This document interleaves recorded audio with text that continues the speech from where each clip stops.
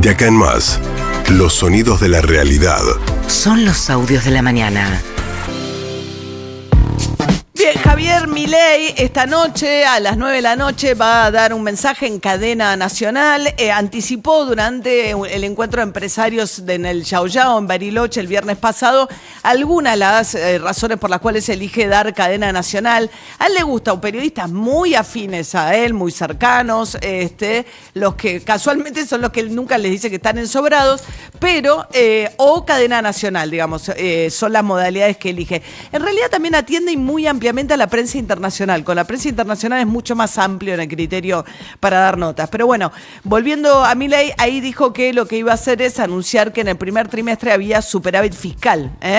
Pero también hizo otros anuncios bastante significativos. Por un lado, habló acerca de los que lo critican. Habiendo salido de Egipto, cada vez que Moisés se levantaba tarde, lo criticaban que estaba haraganeando. Si se levantaba temprano, decían que estaba peleado con la mujer. Y si se levantaba en el horario, era porque no tenía nada que hacer. Es decir, no importa lo que hagan, nos van a criticar igual.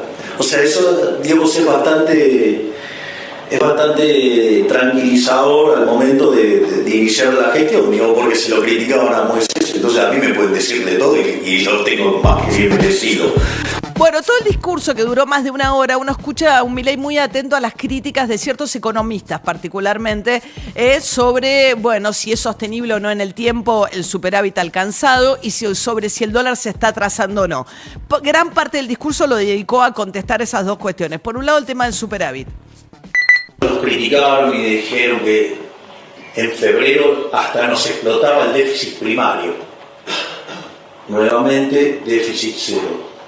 Y les voy avisando que el día 22 voy a estar anunciando los números. Vamos a estar haciendo una cadena nacional, donde además vamos a estar anunciando los números fiscales.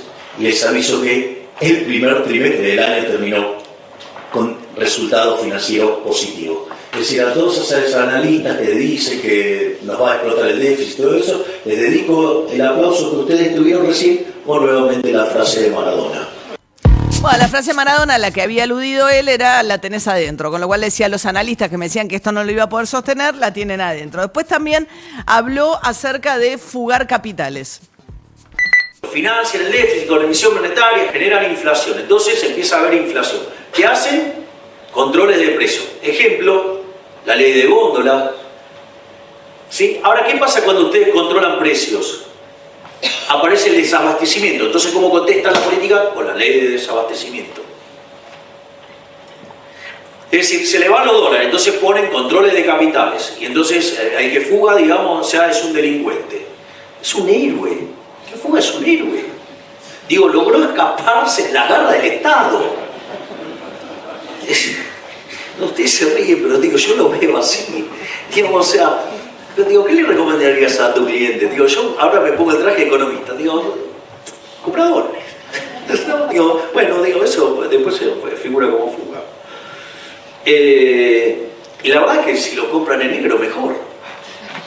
Porque así no tiene que pagar un montón de impuestos estúpidos que hay. Digo, todo para que para financiar a los que se levantan la manito para y el que hace de querusa, digamos, para financiar a esos inútiles.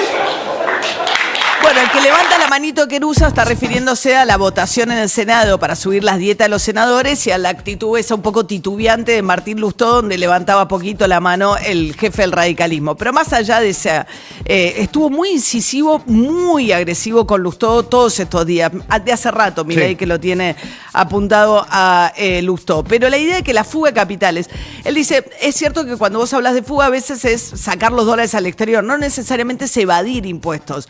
Lo que pasa es que él dice, si lo podés comprar en negro mejor, y hoy en día lo que le está sosteniendo el superávit es el impuesto país, que es el impuesto que se paga cuando se compran divisas, con lo cual en realidad él está cobrando impuestos por comprar divisas, con el impuesto país. Por eso cuando haces compras en el exterior te conviene tanto más usar dólares propios, sí, que utilizar la tarjeta de crédito, porque ahí te cobran con los impuestos, incluido el impuesto país, y ese dólar está en 1.400 pesos. Claro.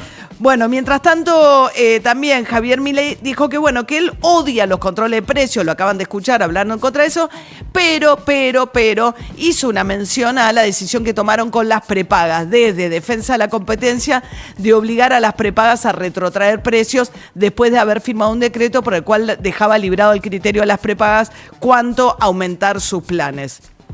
Soy liberal libertario, yo creo en el sistema de precios. Entiendo que puedo tener un problema transitorio porque estoy pasando de una economía hipersocialista, digo, tengo 100 años de socialismo, y entonces estamos haciendo una reforma pro mercado. Hay un montón de desequilibrios de inicio, más el problema adicional que tenemos que evitar una hiper, entonces estamos corrigiendo precios relativos en un contexto de alta inflación, y con algunos problemas de base y con algunos problemas de violentar la propiedad privada antes. Entonces puede ser que en algún momento, digamos, haya algunas correcciones vía defensa de la competencia. Digo, todos se estarán entendiendo de lo que les estoy hablando. Digo, pero salvo cosas así puntuales y que son propias de la transición, esas cosas no van a existir nunca más. Bien, él diciendo que controla precios de las prepagas, en realidad no las controló porque sigue vigente la desregulación del sistema. Sí. Lo único que hizo fue obligar a las prepagas a hacer aumentos al orden de la inflación de diciembre en adelante y retrotraer lo que fuese en exceso de esos montos. Hay que ver cómo sigue la pelea porque si las prepagas van a devolver ese monto o no, y si van a la reducción que se calcula en la cuota es de un 30% promedio para mayo. En función de esta decisión, ¿no? La devolución tiene que ser una decisión judicial, no va a ser una decisión del gobierno nacional. Bien, entonces Milei habla hoy a las 9 de la noche también, seguramente con alguna alusión a la marcha de mañana de las universidades públicas nacionales que marchan en todo el país en reclamo de la actualización de los presupuestos. Ricardo Helpier, rector de la Universidad de Buenos Aires, con quien nosotros hablamos el viernes también, decía lo siguiente. La idea nuestra, no queremos cerrar, obviamente no queremos cerrar. Yo por definición, por mi estructura, por mi forma de ser, trato siempre de ser el conciliador, y quiero pensar que el gobierno va a modificar su conducta y nos va a dar los fondos. Tengo esa esperanza. Ahora, Helpi, buen día. Daniel Musso lo saluda. Si no da los fondos, vamos a tener que cerrar o dejar de dar la función, o sea, no hacer las funciones que hacemos habitualmente, porque si no tenemos plata no podemos funcionar. Bueno, el ecosistema de tuiteros del gobierno, a los que Milei además les da amplificación, lo que está planteando es que en realidad esto es un berrinche de la UBA, el propio ministro de la UBA, de las universidades, porque esto abarca todas las universidades nacionales.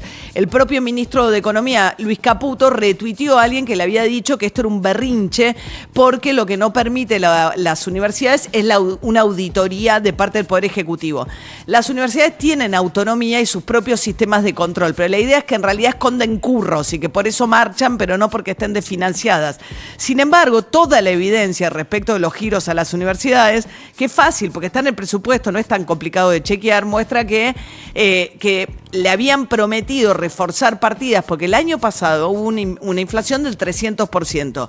El presupuesto con el que arrancan es el mismo que el año pasado, salvo que el Ejecutivo vaya incrementando las partidas. Hasta ahora le sumó una partida del 70% que todavía no le envió y prometió otros 70, pero 140 todavía sigue muy por debajo de la inflación, con costos operativos que aumentan porque está sufriendo la UBA, como las universidades, como todos los comercios, la suba de tarifas y la quita de subsidios, lo cual significa gastos muy grandes en materia de servicios. Bueno, muy bien, en ese contexto, Patricia Bullrich, mientras se espera que la marcha sea masiva y aunque le toca a la ciudad de Buenos Aires, en todo caso, la parte del operativo de seguridad alrededor de la marcha, dijo que se va a aplicar el operativo antipiquetes, el protocolo. El protocolo, bueno, por supuesto que siempre el protocolo tiene que ver con la realidad de la cantidad de gente que va. Yo ya conozco más o menos el número de gente que va a ir. Hay un elenco estable de gente que se moviliza.